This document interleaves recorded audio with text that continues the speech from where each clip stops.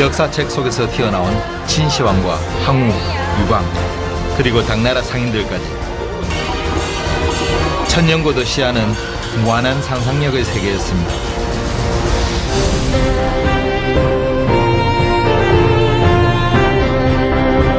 오늘은 좀 더 과거로 떠나는 시간.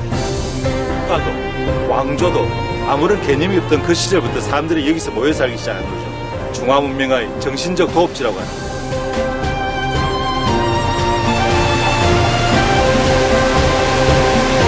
(14억) 중국인들의 힘찬 기상과 의지가 깃든 태초의 도읍지 황허.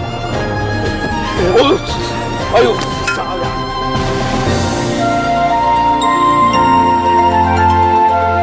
走遍天下哈都算好，趁老好比百两子草。 하늘이 내린 그 위대한 물길을 만나러 갑니다.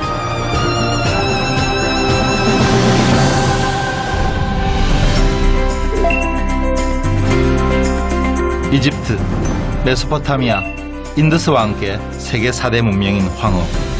그 시원을 찾아 중국 산시성으로 향합니다.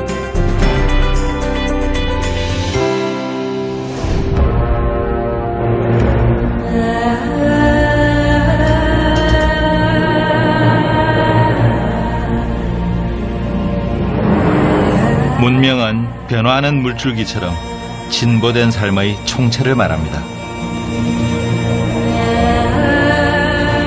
비오겠던 이 땅을 황허의 범람으로부터 막아야만 했던 고대인들.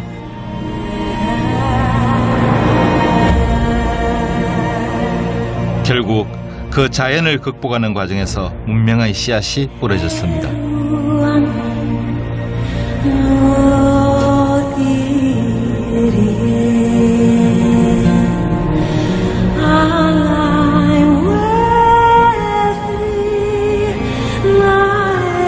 소규모 농경 취락에서 꼽힌 찬란한 역사. 대륙의 태동을 가져온 고귀한 젖줄 앞에 가슴이 설렙니다. 제가 중국 문명의 발상지인 황하를 찾아왔는데요. 지금 걸어가고 있는데 벌써부터 탁 트여가는 경치에 웅장함이 느껴지기 시작했습니다.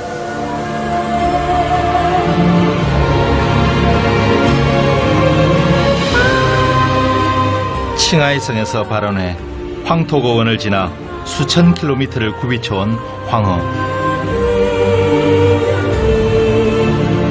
붉은 토사를 품에 안고 흐르는 장엄한 물줄기는 마치 성천을 앞둔 거대한 교룡처럼 빛납니다.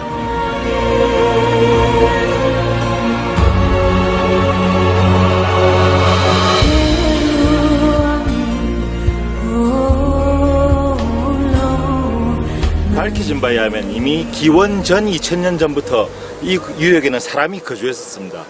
그야말로 중국에 있어서 도읍지라는 개념이 생기기 전부터, 그 훨씬 이전부터 그들 마음속에서는 도읍지와 같은 역할을 하던 그런 강입니다. 기록된 것만도 26번이나 바뀐 물길. 하지만 사람들은 쉽게 이곳을 떠날 수 없었습니다.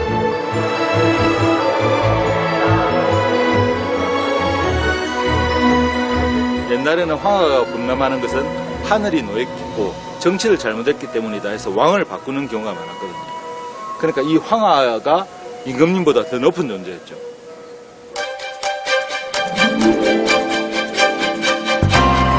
유구한 시간, 삶의 중심지가 되어온 14억 중국인들의 영원한 고향. 그 곁을 함께 흘렀을 이야기가 궁금해집니다.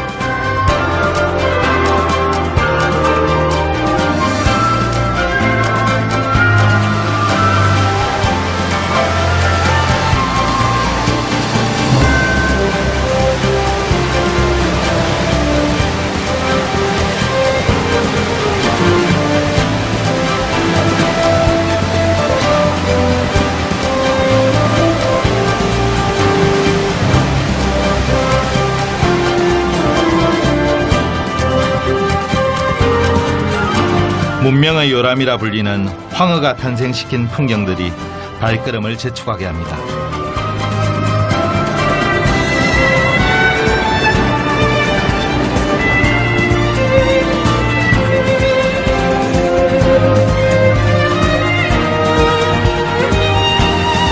유유히 흐르던 황색 물줄기가 갑자기 좁은 입구를 만나 50m 아래로 떨어지는 곳.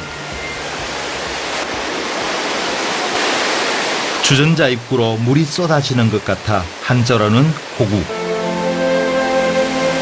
중국어로는 후코라 불리는 폭포입니다.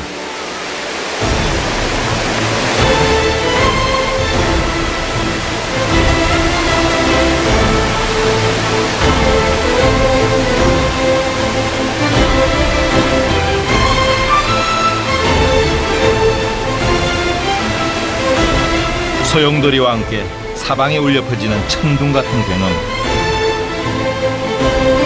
포효하는 생명체를 마주한 기분입니다. 와, 대단합니다. 장관이에요, 장관.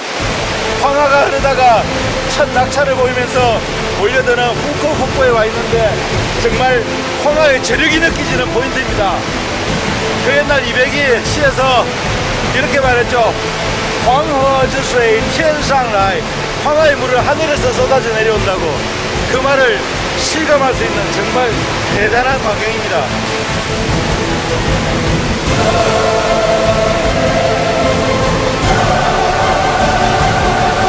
이 물결 위로 새겨진 전설 속 왕조들의 이야기.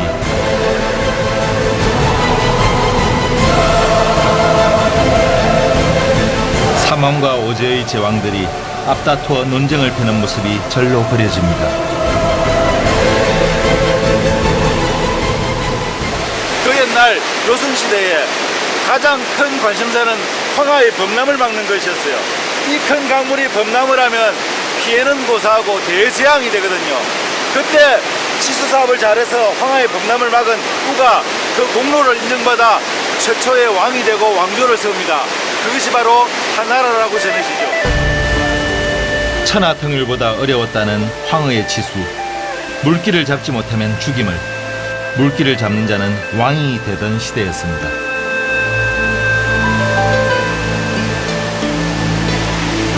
역사와 혼이 있기에 중국인들에겐 평생 꼭 한 번은 와야 할 성지.